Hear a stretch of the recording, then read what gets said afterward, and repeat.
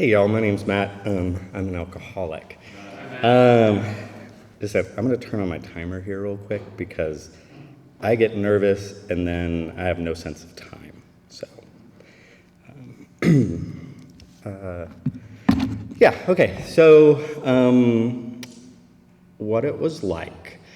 I am number 5 of 6 children. I grew up in a home with 2 middle-class, very well-intended alcoholics.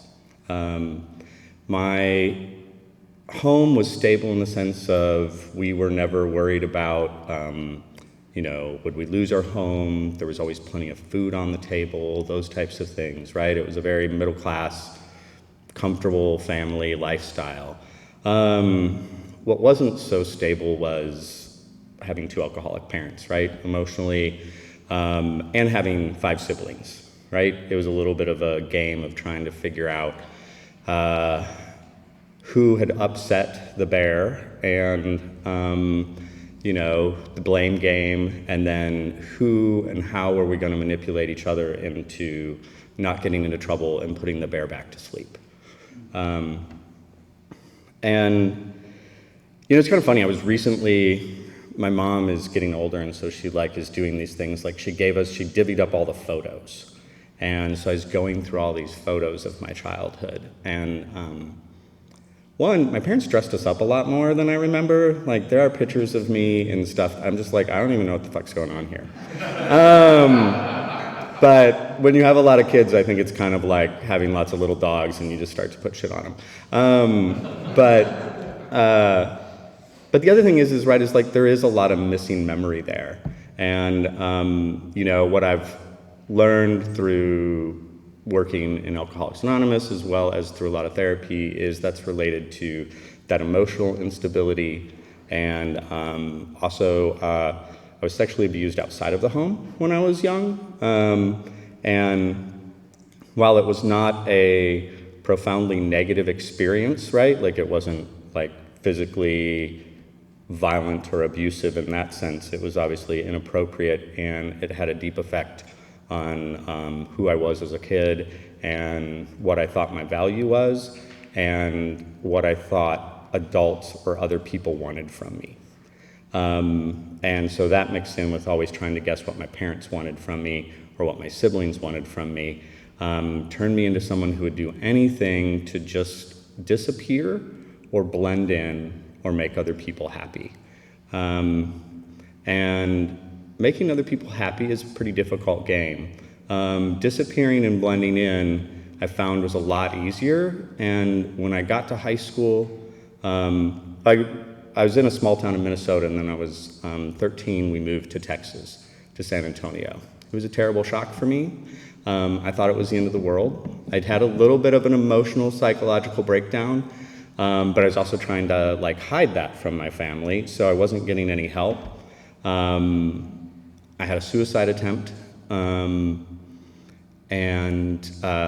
which obviously brought some attention to it, but I grew up in an Irish Catholic family. We just kind of hide that stuff away, right? So they pulled me out of school, told the school officials I had mono, and the doctor, the family doctor, didn't even suggest I get therapy because he was also Catholic. It was weird. So then I discovered drugs and alcohol. I got drunk for the first time when I was 14, and I got sick and was hungover for 2 days, and I got drunk again as soon as I could, right? I felt horrible, but at the same time, that period of that evening when I was drunk in a field with mostly other stranger teenagers was the best time I'd had in a really long time. And by time I was 16 and I could drive, I was getting drunk 3 or 4 times a week. And by time I was 17 and 18 and getting out of the house, I was drunk and high every day. The other thing is I was always told I was smart and I was a good kid, but I was looking at my report cards, I was a really fucking average kid. I'm just saying. I'm a little confused by that. I was like, this is different than the story I remember being told. But I think it's because I was always told I could do better, right? And that somehow in that, I confused that with like, I was fucking up something I'd already done right. I don't know, it was weird. So,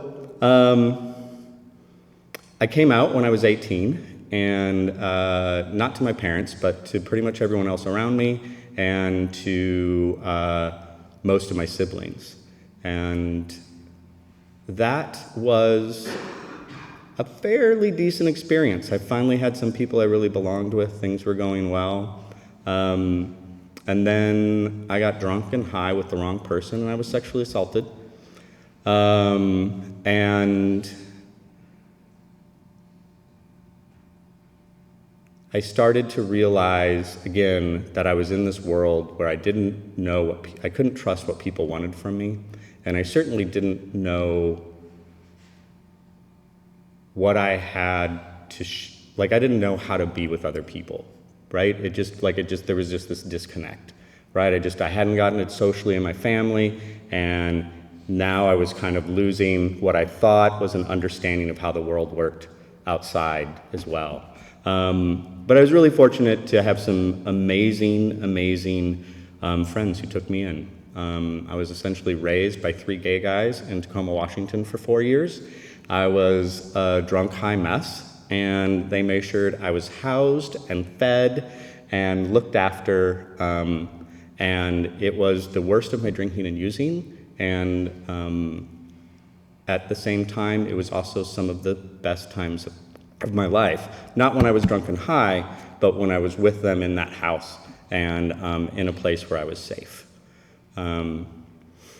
So I talk a little bit about the abuse and the assault stuff because it plays into how I started to really interact with men and drinking and using, which was I got drunk and high every day, and I went out and I basically looked to engage men in situations where I could regain control of those things that had happened in my past, that I could rewrite this story of what it was like to be in a intimate situation with another adult male, that I could wrest control. But of course I was picking, because of being drunk and high, I was picking situations and men that were not going to be safe situations in which to have that experience.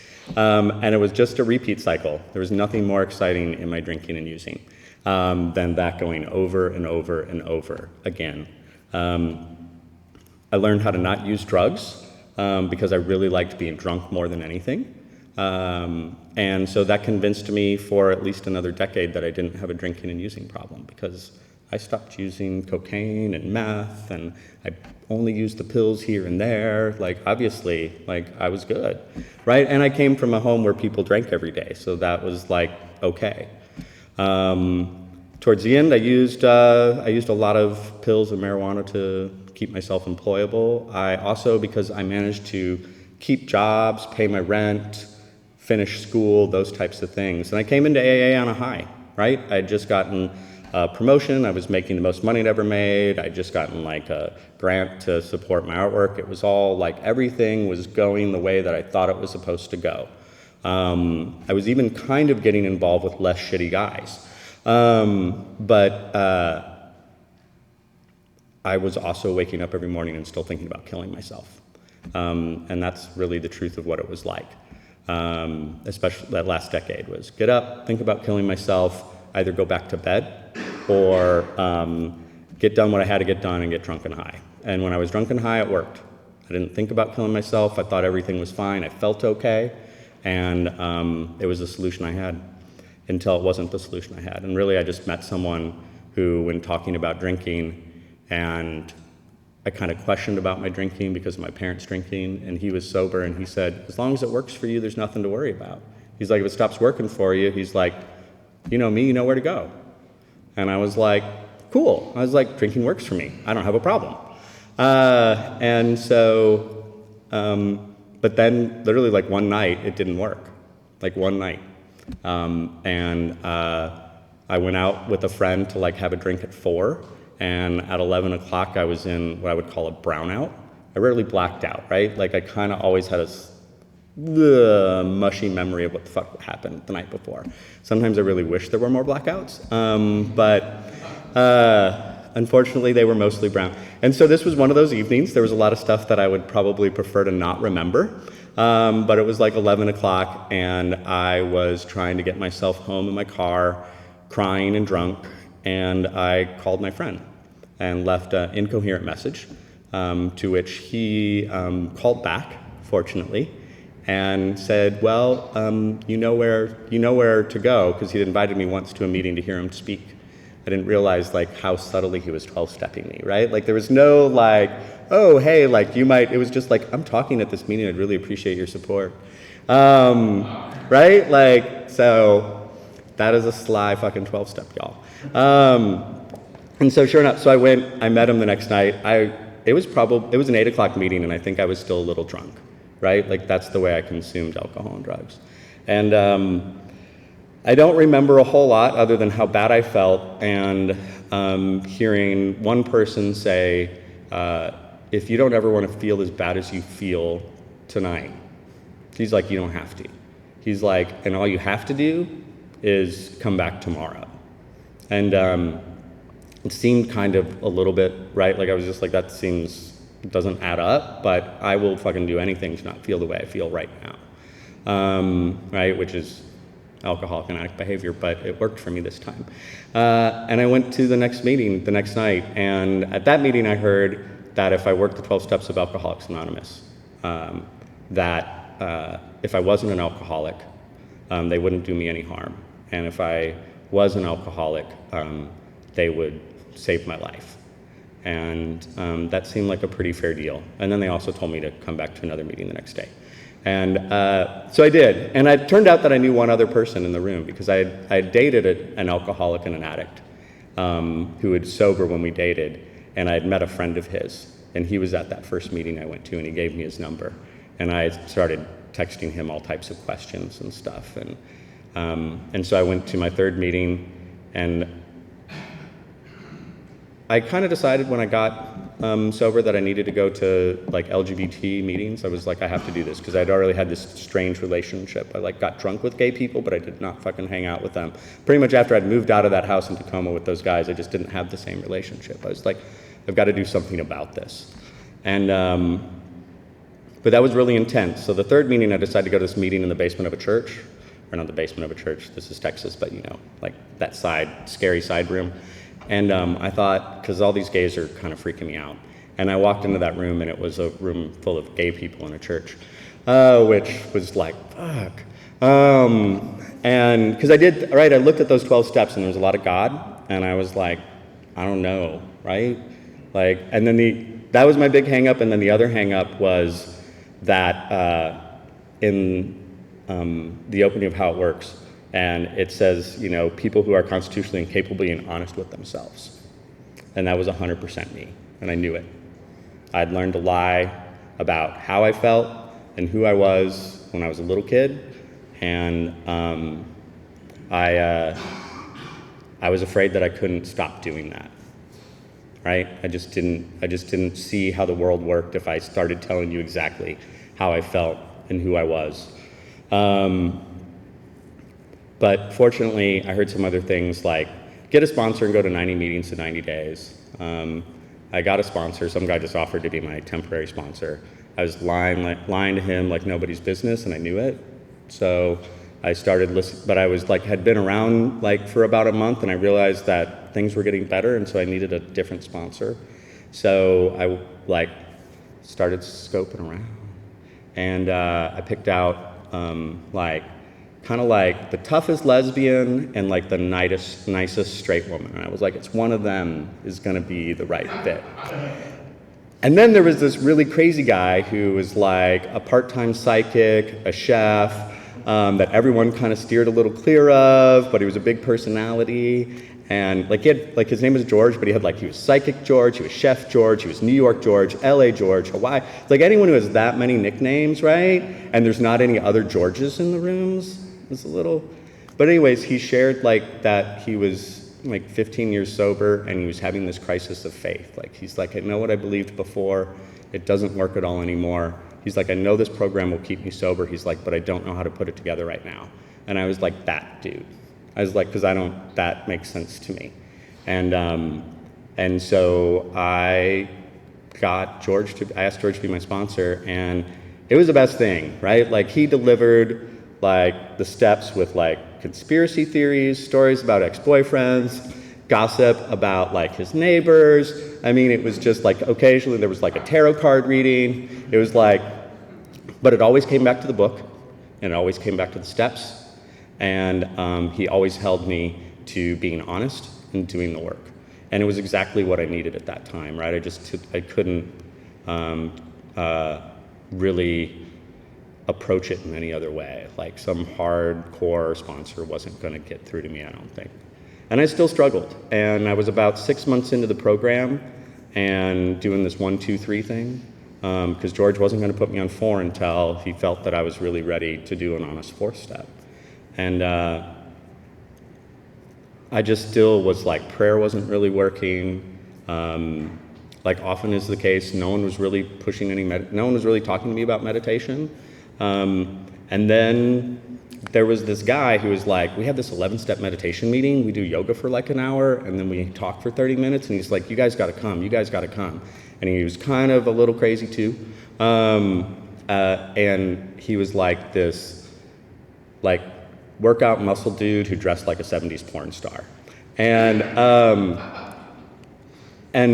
me and a couple of my friends were just like, I can't do yoga. I don't want to do yoga. I'm like, but we want to watch Jamie do yoga, right? And so we're like, we're going to go and watch Jamie do yoga. So we go, and that did not disappoint, by the way. It was a show. He, wore his like tight gym clothes. He grunted and moaned the whole time. Like, it didn't look like yoga or sound like yoga. But the other thing that was happening in that room was there was this amazing woman at the front of the room leading the meditation and leading the discussion portion. And I could hear what she had to say about God, about spirituality. It was just something different was happening in that room.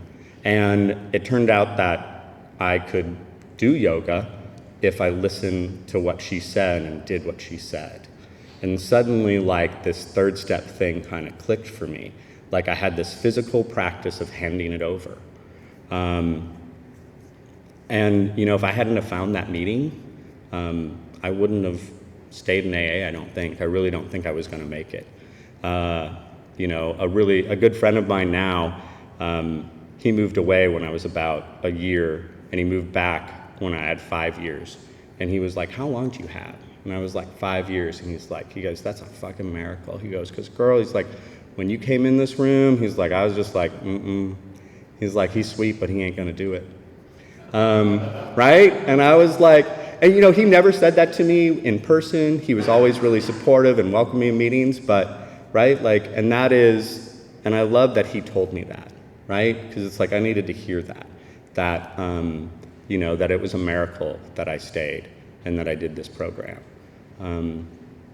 So I'm just gonna then jump ahead to sponsoring. It took me 18 months to work the 12 steps. My first goes at sponsoring weren't that really, like, I just didn't, I don't know, I was struggling. I was getting like sponsees from the Salvation Army, and they were really struggling in ways that I hadn't struggled, and I just didn't really understand how to carry the message, especially not necessarily the way I learned how to carry the message from George. It was a complicated process. But at this point, I had a new sponsor, Joe, who was much more practical and kind of hard-edged. And he said, so I kind of gave up, and then at about a little over 2.5, or right around 2.5 years, I was like, I don't know, it's like I feel like I should be sponsoring, but I don't know how to do it. And he said, well, why don't we work the steps again, and we'll have a focus on how to sponsor when we work the steps. And we did that, and within a week, I had 2 new sponsees, right? Like, they could smell the blood in the water. Right, like, also, like, I mean, what I've learned in this room is when we put our intention somewhere in recovery and we make ourselves open to something, it's going to happen. And that has been true of everything from like quitting smoking to getting sponsees to when I moved up here to now I'm getting ready to move and go to graduate school. Like when I open myself up to something being different than it is, and that I believe that something can happen, it'll start to, not usually the way I think it's going to, but it comes true. Like I wouldn't have asked for 2 sponsees at the same time, but Thomas and Daryl were like these perfect twins, right? They were complete opposites, right? Like one was like my crazy going to sex parties pagan, and the other one is like my super reserved like engineer. And but they became like best buddies, and we worked the steps together. And what I learned was that I had something to offer, and that working with sponsees more than anything was about what I was going to learn from working the steps with them, from a perspective of what I was getting out of it. And from there, I moved on. Those two, like, I stayed working. I learned how to have to like set boundaries with sponsees because I didn't have good boundaries. And so that was a really big lesson and the beginning of learning that I might need to go to Al-Anon. And I'm not going to go into an Al-Anon speech. I'll just say that it can be good for you if you work with sponsees, right? They're the alcoholic in your life.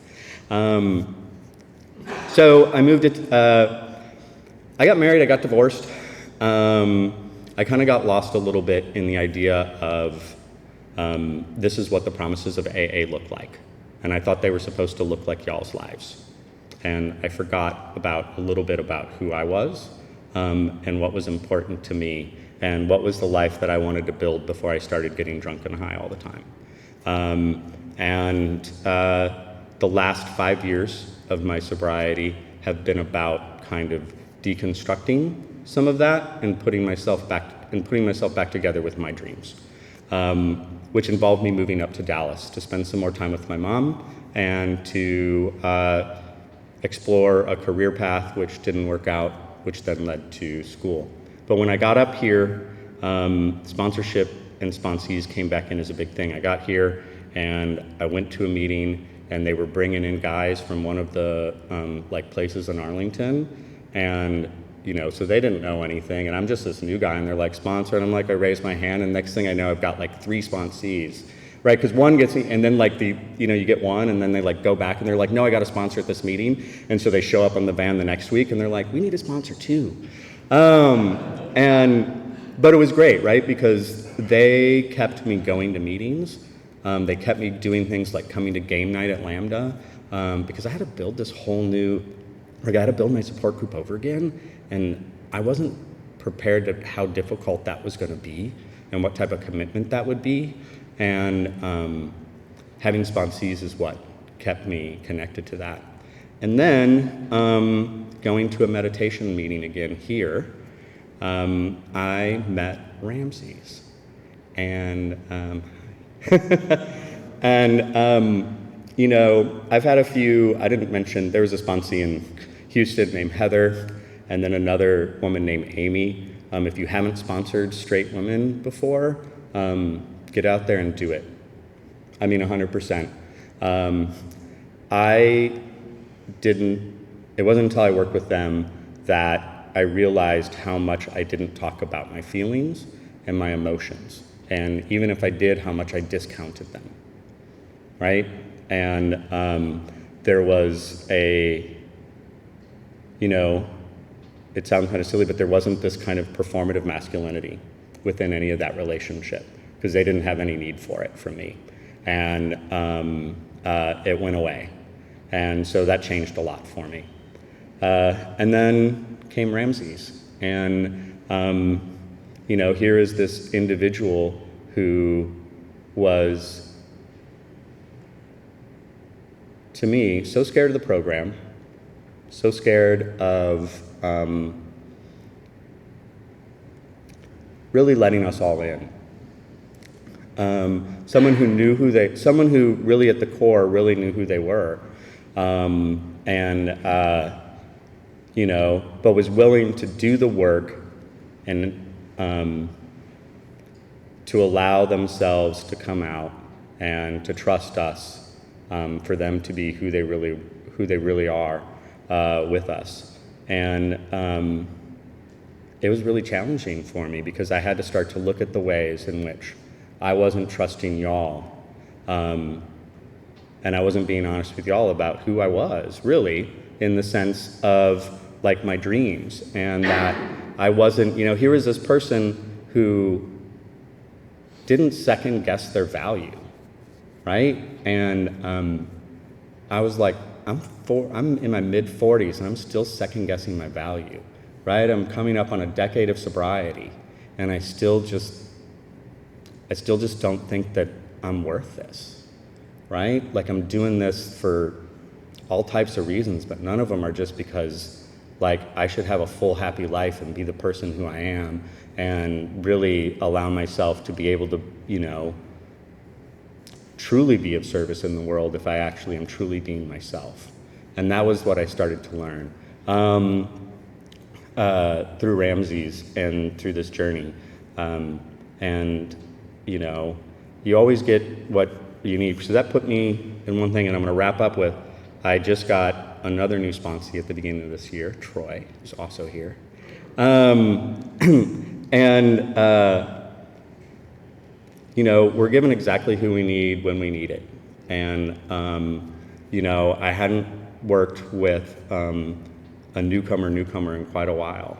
And to really be able to have someone who wanted to earnestly look at what powerlessness and unmanageability is in their life, and to have that opportunity at 11 years of sobriety to look at what does powerless and unmanageability look like in my life. And that's where I'm at right now. And I'll tell you that I'm really surprised at how much unmanageability there is in my life with some of my emotions, stuff that I was skating by with, right? But if I really want to be my authentic self and treat myself with the value I am, I can't do that anymore. And for that, I'm super grateful, and I think I kind of already gave y'all an introduction to Ramses, so.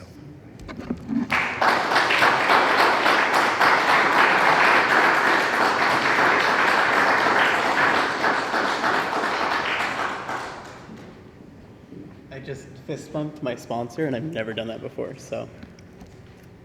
Fun new stuff. Hi, I'm Ramses, I'm an alcoholic. Ooh. I think Matt said it all. That was all my business. Thank you. Yeah. I hate speaking. I hate being vulnerable, so this is very exciting for me. My hair's wet because earlier today a drunk man threw beer at another drunk man, and it hit me right in the middle. So I wasn't about to come tell my story covered and smelling like beer, so here I am with wet hair. And I really wanted to cry when that happened. I almost did. And then I just looked at the people at the train station who were trying to comfort me. And then I just got on my next train, and it was fine. But that's what it's like now. I'll go back to earlier. And I'm gonna lean because I wore heels because I assumed I'd be sitting, but I made a mistake. Oops. I grew up very poor, and to cope with being poor and being immigrants, my family drank a lot. Usually during weekends, usually at parties. I vividly remember begging my parents not to drive us home after they'd had a bunch to drink, and then just lying down in the back seat trying not to freak out. So yeah, a lot of layers there, a lot of fear growing up, a lot of not having any say in anything. So to combat that, what I would do was I decided to be exactly what my family wasn't, which meant that I decided I wouldn't drink or smoke ever. At a very young age, I was this is my vow to myself. I don't want to be like these people, so I'm not going to engage in those activities. So yeah, I would see my family drinking all the time. They would try to encourage me to drink. Uh, and I would just be like, oh no, I'm going to go read in the corner. Because that's what I would do growing up, just read in the corner. Uh, yeah, it was weird. It was tough not knowing what alcoholism was, but dealing with it all the time. Um, and also just dealing with all the other things that life kind of throws at you, um, like gender. What is that? Uh, yeah. So once I got into college, I kind of paid for my way there. I thought I was an independent person, and I still didn't drink. At 18, I found sex, which became my main coping mechanism, which was very exciting and a lot less dangerous. Or at least I got lucky and I didn't fall into any of the dangerous stuff. Um, but yeah, I didn't drink until I was 21. I got really excited. I got my best friends and we went to Target. And I bought little cans of sparkling champagne because I was obsessed with this very specific director, the daughter of a Coppola. So, of course, they had their own little wine. So I was like, okay, I'm going to be a cute little art kid and get my little cups or my little cans of champagne. And I drank one and it was gross. So I put it on top of the fridge and didn't look at it again. And that was probably like the first and the only time that I ever only had one drink. Later on, in the height of my drinking, I went back to those cans when I had nothing else to drink and all the stores were closed, and I chugged like all 8 of those cans, despite hating them. But yeah, after that seal was broken, which I don't know what in my head clicked or what changed. Like I had this vow of abstinence, and one day it just stopped. Like I stopped thinking about it. Maybe it was carelessness. I don't know. But yeah, after that I started drinking more and more socially. Started blacking out. Started behaving really inappropriately with my friends. This is the first time in my life I really had friends too, because growing up, it was really sheltered. Like my parents drank all the time. I'm Mexican American, and so there's a lot of family values there with like not really socializing outside of the family circle, which led to a lot of really difficult decisions later. But yeah, I just started drinking right after 21, and mind you, I didn't start drinking until I was 21, and then I got sober at like 23. So my drinking period feels short. And I know we use the term low bottom, but I'm not really sure what that means. But I still feel that undermining of my sobriety whenever I think of that. So I don't know. Even though all of my really extreme drinking happened in like a span of 3 years, I still managed to really fuck shit up. But yeah, I started drinking more heavily. I switched from Smirnoff Ice to Everclear at some point. I really liked Everclear. And I still kind of crave that burn, honestly. The craving for the feeling of chugging Everclear has not gone away. But it can be replaced with sparkling water, thank goodness. I also got really into Four Loko. But yeah, so 21, made it through college, paying my way through, working too much, too hard, trying to be independent in my head, how I thought independent should look.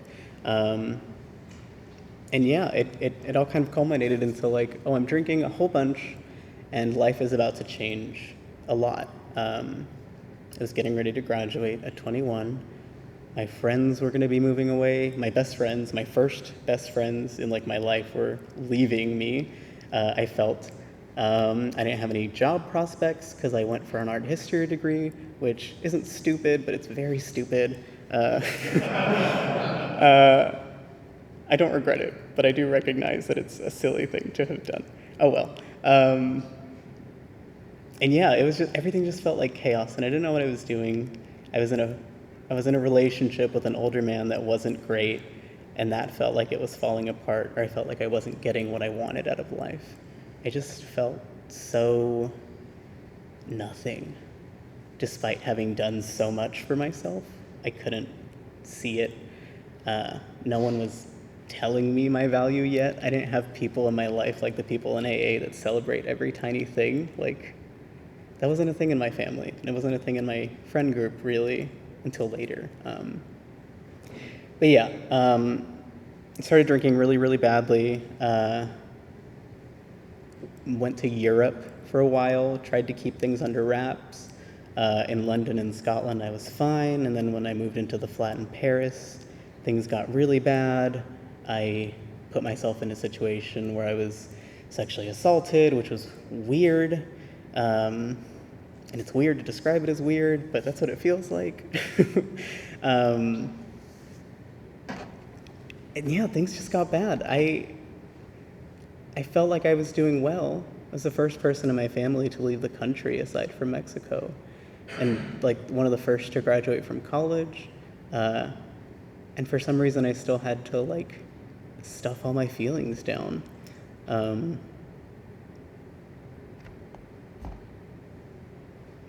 Yeah, hard to think about. Really hard stuff. I was supposed to stay on in Paris and work with a designer. What ended up happening is I came home and I went to rehab. So yay. And rehab didn't do much. They sobered me up a little bit, but that was it. Then they just released me with a Xanax prescription, which was really smart thinking on their part. That rehab facility no longer exists. I don't know why.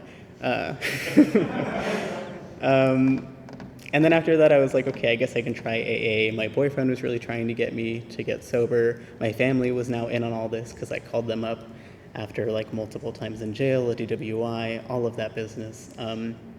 So I was kind of trying, kind of not. All the while, I was still being treated in a really weird way, being undervalued by my family. When I reached out for help, I got rehab. And then when I reached out for help again, I got kept in a windowless room by my aunt, who was like my biggest confidant when I was younger. So like life felt topsy-turvy, and what little trust I thought I had was like completely gone. I didn't trust myself. I didn't trust anyone around me. I didn't want people to get to know me very much. And so that's kind of how my AA journey started, was I would go to meetings and I would sit at the back and try to be mysterious. I would like sit with my little journal and be like, oh, everyone's probably wondering what I'm writing down because it's revolutionary. People's minds are going to be changed. And they weren't. I was half drunk at all those meetings and not doing it for myself. And then I don't really know what changed. That tumultuous relationship fell apart. I got a job that I didn't love, but it was still a pretty decent job. I was going through probation. I got a breathalyzer. Lots was happening. And then I got put into I think it was like IPT, OPT, something like that. I don't remember the terminology. It was like an outpatient treatment thing, because I blew into my breathalyzer after drinking, which was stupid. So instead of throwing me back in jail, they put me in another program. And when I interviewed for that program, I sat down with that woman. I don't even remember what she said, but she spoke so clearly. And that was the first time I heard, like, if you continue doing all of this, you're going to end up in, like, worse situations that you could imagine. I don't know why. Just her saying it, it just clicked so clearly. And that was the day I established my sobriety date. I had already kind of tried to stop drinking for a few months, but that was the day where I was like, oh, here's where my brain clicked. I don't know why. It's probably not up to me to know why, but that's the day. So February 5th, 2019 was the last day I decided to stop using substances to change how I feel. I did that program. That one required going to meetings, and since I was on this new path, I started actually going to meetings. And somehow I fell into the meditation meeting at Lambda. And that meeting was dark. No one made me talk. I could sit in silence with all these other people, and I didn't have to do anything. I could just like be quiet. I could cry.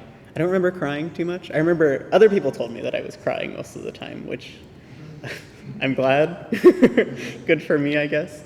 Um, Eventually, when I became somewhat more lucid, like I started saying yes to going out after meetings instead of just running home or lying. Because what I would do was I would get off of work, go home, change into an outfit that I thought would impress people, go to the meeting, sit in the dark where no one could see my outfit, and then leave immediately after. So lots of chaos. But eventually, Kevin B was like, "You're going to dinner with us." And I was like, "Okay." So I did. And my first dinner with AA people, the first time I let myself be casual with AA people was with Kevin B and Lewis S from the meditation meeting. And I don't know, I don't remember much of it. I know that I thought they were weird, but I also thought they were kind of funny. And also, I've always been weird, so it's like I should have fit right in. And eventually I did. But yeah, after that, just slowly more and more, I started going to game night. I started participating in game night, trying to actually make friends. Yeah. Around that time, I also got my first sponsor. I picked someone really attractive, really out of my league. And that was it. I just picked the prettiest person I could think of. And I was like, "You're my sponsor now, thank you." And that went well. We did steps 1 and 2, and then we got to step 3, and he was having a faith crisis. And I just remember sitting there thinking, I don't know anything about spirituality. It was never put on to me, and I never felt any inclination to explore it on my own. So I can't stick with this person who also feels directionless. Like, it didn't feel right at that point in my sobriety because I was just so crazy and confused. So I didn't break up with him. I just kind of looked for a new sponsor, and then eventually broke up with him at some point. And I don't even remember when I asked Matt to be my sponsor. I really don't. I remember one time sitting in a room and going through like some of the steps, but I don't know. So many people in my life in AA now feel just like they've always been there because they were always meant to be there. Very Vonnegut, thank you, Slaughterhouse 5. But yeah, we worked the steps. I was really scared to do the steps and to be in the program. I still sometimes am, and I still keep a really harsh lens whenever I'm thinking about the program and thinking about my relationship with the program because I've always had a different perspective on the world and how I think the world should be, or at least how I want to navigate the world. Like, my gender identity has always been a mystery to me as well as everyone else. My pronouns are them, they, by the way, thank you. My sexuality has always been curious. The way I interact with my family has never aligned itself with how they want me to interact with them. And so, of course, it makes sense that AA would be the same, right? And this Matt being my sponsor makes so much sense, made so much sense at the time and still makes sense now, where like I get to ask those questions, but I also get to be soft when I ask them. I no longer yell or freak out whenever there's injustice happening. I still get mad. My anger usually turns into sadness, which has a lot to do with my gender identity, which is something that I've learned through my sobriety. I get to look at myself through a lot of different lenses and try to get better at being in the world, which is hard because it's so easy to be a bad person. Or at least I had convinced myself for a long time that being bad was the easiest option because it's all I knew. I didn't know any better. But yeah, now I get to think a little more critically. I feel my self-worth rather than just saying that I have self-worth, because for a long time that was just my defense mechanism of projecting confidence when I didn't have any. And now I can just be whatever I am at whatever moment and be okay with it. I can be covered in beer in a really expensive dress and just be like, I'll take care of it. It's fine. I'm going to call my friend and we're going to laugh about it. Yeah, it's strange to think about how I started with a family that didn't know what to do with me, to now having created a family in AA, having created a network. I was never taught how to just be around people, and now I can talk to anyone about anything, even if I don't like them. Like, a conversation can happen, and I can see their value because I can see mine now. That's been the most like life-altering thing. Like, once I could like accept and harness my self-love, it started to go on to everyone else. And that doesn't mean that like I don't think badly of other people. I still talk about people in a judgmental way, but I'm not judging them. If that makes sense. I hope it makes sense. I hope I don't just sound like an asshole. But even if I did, like, it's just me. But yeah, I'm very happy to share my story. I'm glad I only have to do it for 20 minutes, because I don't know if I could talk about myself for much longer. But yeah, I have a family now. I have people that I can go to. I have so many skills to just deal with whatever life throws at me. And that's such a scary and fun place to be. I won't say things get better, because oftentimes they don't. But my idea of what better is has changed quite a bit and continues to change. My idea of what's acceptable to me and what kind of person I want to be in the world keeps evolving, hopefully for the better. And hopefully my family keeps growing. Like, I feel like I know a lot of y'all here, and I probably know some of y'all watching. But like, I can expand those relationships, and that's really exciting. But yeah, I think, have I talked long enough? I hope I have. Anyway, thank you.